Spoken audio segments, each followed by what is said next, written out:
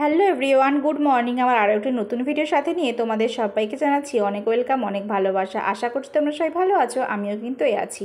আজকের দিনটা হলো রবিবার আর তার সাথে আজ হলো রথ। তো সবাইকে জানাচ্ছি শুভ রথযাত্রার প্রীতি, শুভেচ্ছা ও আন্তরিক অভিনন্দন। আজকের দিনটা সবাই খুব ভালো করে কাটাও, আর অবশ্যই কিন্তু পাঁপড় ভাজা আর জিলিপি খেতে কেউ ভুলো না। আজকে সকাল সকাল শ্বশুরমশাইকে দিয়ে দিয়েছিলাম হরলিক্স আর বিস্কুট। কালকে এই হরলিক্সটা বাবা মা এসেছিলো, তখন বাবার জন্য নিয়ে এসেছিলো, তো সেইটাই আজকে সকালে আগে দিয়ে দিচ্ছি। আজকে চাটা স্কিপ করে গেছি। আর তারপরে আজকে সকালে ব্রেকফাস্টে হয়েছিল রুটি আর সিম্পল আলুর তরকারি, যেহেতু কিনা এখনকার সব খাবারটাই ওনার জন্য সিম্পল করে বানাচ্ছি। উনি তো এখন একটা অসুস্থ মানুষ, তো ওনাকে তো বেশি তেল ঝাল মশলা দিতে একদমই না করেছে, হসপিটাল থেকে বলেছে একদম লাইট খাবার দিতে। তো তার জন্যই আমরা আর কি সবাই মিলেই একদম হালকা পাতলা খাচ্ছি সবসময় খাবারটা। আর দেখো এখানে এই যে মা খাইয়ে দিচ্ছিল, ওনার যেহেতু নিচু হয়ে বসেও খেতে কষ্ট হচ্ছে, তার জন্যই মা খাইয়ে দিচ্ছিল। আর তারপরে দেখো আজকে বাজার থেকে নিয়ে এসেছিলো হলো কলমি শাক, আর মা আজকে বাজারটা করেছিল জানো তো। আজকে যেহেতু বাবা বাজার যেতে পারবে না এখন আর কটা দিন, ওই জন্য আমার বর আর মা গেছিলো বাজার করতে। আর তার সাথে নিয়ে এসছে জ্যান্ত মাছ, তো সেটাই মা আজকে এখন ভাজা করছে, এটারই ঝোল বানাবে একদম পাতলা করে। আর তার সাথে এই যে শাক ভাজা আর মাছের ঝোল, এইটাই ছিল আজকে দুপুরের সিম্পল মেনু। তো আজকে দুপুরবেলা এখন খেয়ে এখন ঘুমাবো। ঘুম থেকে উঠে এখন দেখছি আমার বড় ননদ এসছে ওনার পিসেমশাইকে দেখতে।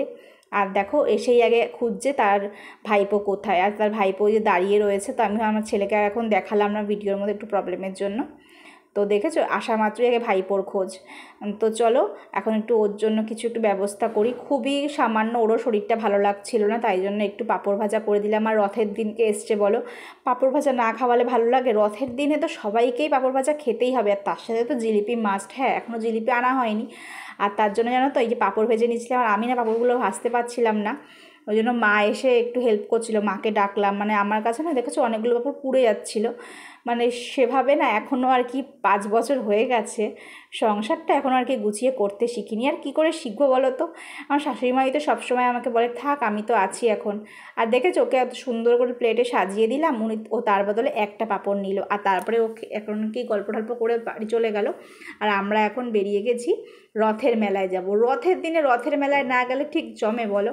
আর দেখো এখন রাস্তা দিয়ে যাওয়ার সময় এই একটা রথ দেখলাম, হয়তো কারোর বাড়িরই প্রতিষ্ঠিত, তো সেটাই দেখে তোমাদেরকে একটু শেয়ার করে দিলাম। আর দেখেছো এরকমটাই ভিড় আমাদের রথতলায়। তোমরা কে কে থাকো অবশ্যই কিন্তু কমেন্টে জানিও।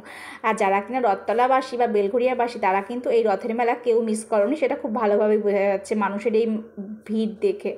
আর এত ভিড় মানে কি বলবো, অর্ধেক টাইম তো আমি ভিডিও করতেই ভুলে গেছিলাম, মানে ফোনটা বার করতেই ভয় হচ্ছিলো, এতটাই ভিড়ের মধ্যে অনেক মানুষ হারিয়েও যাচ্ছিল, তাদের পার্সোনাল সব জিনিসটাও ওরকম আর কি হারিয়ে যাচ্ছিলো। ওখানে মাইকে আর কি সব যে কমিটির লোক রয়েছে তারা বারবার অ্যানাউন্স করছিল, সেটা থেকেই শোনা। আর তারপরে মেলায় গিয়ে একটু কাপড় কিনবো না, সেটা কী করে হয় বলো?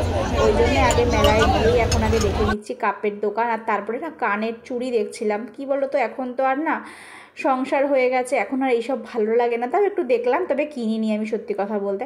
আর এখানে বসেছিল হলো মকটেল কাউন্টার, সেটাও আর কি ভিডিওটা করা তোমাদের জন্য স্পেশালি।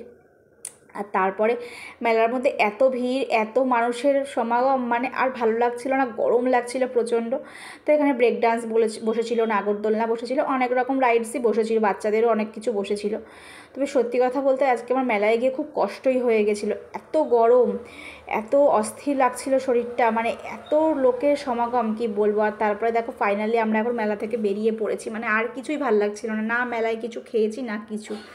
ওই একটু কটা কাপ কিনেছি, আর হলো যেটা কিনা মেলা যেটা ছাড়া ইনকমপ্লিট, সেটা হলো আজকের দিনের এই স্পেশাল আরও জিলিপি, রথের দিন বলে কথা বলো। তো তার জন্য বাড়িতে সবার জন্য একটু জিলিপি নিয়ে নিলাম, আমার বাপের বাড়ির জন্য নিয়েছিলাম, আমার শ্বশুর বাড়ির জন্য এনেছি। আর তারপরে দেখো এখন আমরা চলে যাচ্ছি বাড়ি। তোমরা কে কে আজকে রথের মেলায় ঘুরলে অবশ্যই কিন্তু আমাকে কমেন্টে জানাবে। তো আমার আজকের ভিডিওটা আমি এখানেই শেষ করে দিচ্ছি।